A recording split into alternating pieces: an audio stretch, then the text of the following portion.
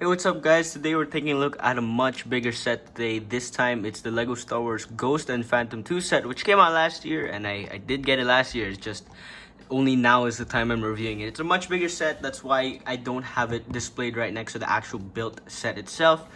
It's a pretty big box. It has 5 minifigures, of course, and then the 2 builds, of course, of the Ghost and the Phantom 2. This came out for the Star Wars Ahsoka show, which, say whatever you want about the show, but I like the set. So we'll start with the minifigures first, and then we'll take a look at the 2 builds. So before I take a look at the Ghost, I want to start with the minifigures, which are right. So I want to make this a much quicker review because it's a pretty big set and I don't want to spend so much time on everything.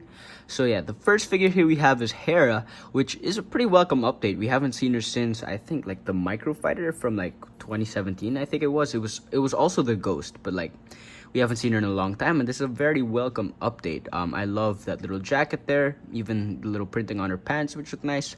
An updated face print, which I think has an alternate face on the back, and as well as this new headdress piece. Well, I think it's actually the same one. They just changed and updated the printing and everything. But yeah, there you go. Very awesome figure. Next figure is her son, Jason Syndulla, which we saw at the end of Star Wars Rebels Season 4, who actually has an inaccurate hairpiece. We also see him in the show, and the hair is supposed to be green, but here we get him in brown, which, I don't know, I kind of wish it was green, because that's the accurate one. But I mean, I guess I don't mind as much since it's not as ugly looking as a helmet hole in a clone minifigure. But yeah, still a really nice figure, and I love that vest piece as well. That looks awesome. That new print looks great, and I think this is also a new face print as well. Next we have Chopper, another returning figure from a really long time ago. I think last time we saw him was 2017, I want to say. But awesome update. I love it that we get back printing, which we've been seeing for droids since we got we saw that back printing on R2D2. So it's a very welcome inclusion to have back printing for Chopper as well. I just don't like the color scheme too much. I kind of wish they just had the gray match. It's there's a white and gray. I think it should just be all gray like it was before. I don't see why you had to change it, but I don't know. Next figure is Lieutenant Beta, which doesn't do anything in the show. I've already seen it. He doesn't really do anything. It's just a nice additional side character, which, yeah, he does have a nice pilot outfit, and it's nice to see that Mon Calamari, which, yes, that's his actual species. It's nice to see that head once again. Last but not least is First Officer Hawkins, which he doesn't do anything in the show. Once again, it's just another nice side character, which he has this New Republic officer uniform, which I do really like, and even uses the Falcon hairpiece, which it's the same piece and the same color, but still nice to see that again in other figures. So this is the build for the Ghost and the Phantom 2, which I think is just a very welcome upgrade as well.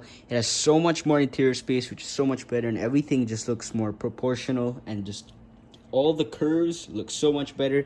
Everything just looks a lot cleaner, more accurate to how it looks. Before, these were actually released in 2 separate sets. The Ghost and the Phantom were 2 different sets, which I actually reviewed the Phantom.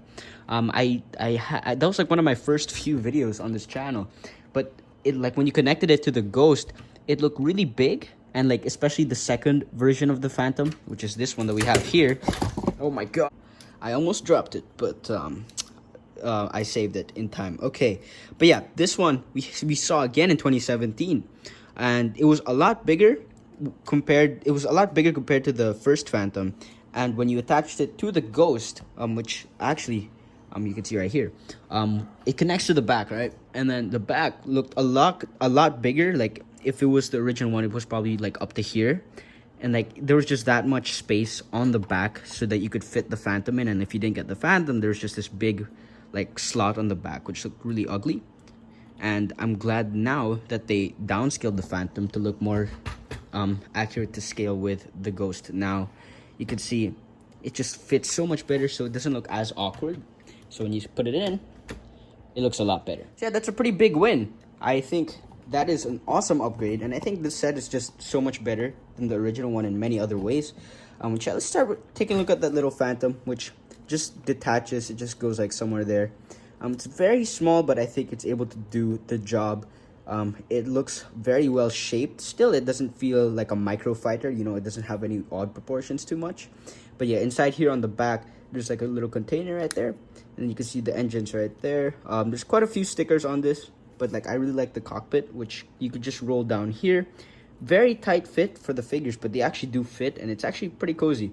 I like how that looks there. You can just sort of put the figure in. Yeah, I put Jason inside there, but yeah, that's how that looks. Pretty nice build. I like the shaping of it. And then you can just slap him onto the back of the Ghost, which looks pretty nice. Actually, one thing that I really like as well that they do with the set is that you can actually remove the head of Chopper. Then you can put him on the side of the Phantom, which you actually do in the original set. It's just, it was the whole body, but since it's a lot smaller now, you can just put the head. So that's a nice inclusion as well. So to go inside, you just lift up this little panel area here, which you can see how that looks. It's also connected to the little gun turret. There's a lot more interior space, and it just looks so much better because the original set had pretty much no interior. And there's actually a slot here, which you could sort of see has a spot for Chopper. So you could sort of put like his body, I guess, and just sort of plop him onto there. I'm pretty sure that's what it's for. And yeah, just a lot more room for minifigures. You could put a lot more than just 5 here. So that's really nice. You could see another control area there, a sink, and even like a little box there, which looks pretty cool. And there's even these little slots there which actually show the ramp, which you can sort of have figures go up in, but like, you know, it doesn't do much. But you can sort of see the ramp there. It just rolls up like that. There's another ramp on this side, which can't really fit a figure, but in the cockpit area, which you can lift up like that, it connects to the hallway. You can have a figure, let's say Hera, just have her sit in there. Closes up pretty well. And then you can also pull out the entire front section of that. It just connects to these little bars or like these little hinges up front, where you can have another figure stay right there, right by that little dome area. But you can see some stickers right there. They even use, I think, what's this, the Inquisitor lightsaber piece. So you can put that on there. You can see the little turret. Once again, there's another turret piece, which goes with the play feature in this set. And then you can have another figure sitting there. And this is how the little top hood area looks. It actually looks really nice. I love how it turned out. It just looks more smoother. That's for sure. I love that little round piece that they have there. Just put it on the little back, and there you go. He's kind of stuck there. And then you can have a figure just sit on top, or I don't know if he can stand. I think he can also stand, but I'm gonna have him sit. Sits down right there. Fits in pretty well. Doesn't really fall out or anything. And then there's this little cannon or little gun area here, which the other one had it spin all around, but this time it just goes up and down, which I think that's fine because like now we have much bigger interior. And over here we have another play feature which is connected to that little cockpit cannon area. When you have the cockpit back in, you could see those little bars they're moving, which actually if you put a spring-loaded shooter in, you can actually have it so that basically what you do is you turn it. Those little bars there hit the tails of the shooter. So when you turn it, it will hit and it will shoot. So you can sort of see how that looks from the bottom. It just fires. Whoa, that went really far. Oh yeah, and there's also some landing gear, which looks pretty good. And this is how the set looks from the back, which I love those engine pieces. And I think that's all there is to the set. I think this is a perfect set, honestly. Great build and great minifigures. I just kind of wish there were more minifigures, but you know, you can't always get what you want, right? But like, I think this is a perfect remake of a set that like we haven't gotten in a while. It's sort of like the Millennium Falcon that we got in 2019, where they sort of removed all the gaps that have always been a problem for a really long time. So it's nice that we get to have a similar kind of remake where everything just looks more refined and everything just looks a lot better than it originally was. Just bigger interior. And I think just everything looks better proportionally as well. So, yeah, that's really all I have to say. Thank you guys once again for watching this review. Don't forget to smash the subscribe button and kill the like button. And do all of the good things that the YouTube tells you to do. So, I'll see you then. Bye, guys.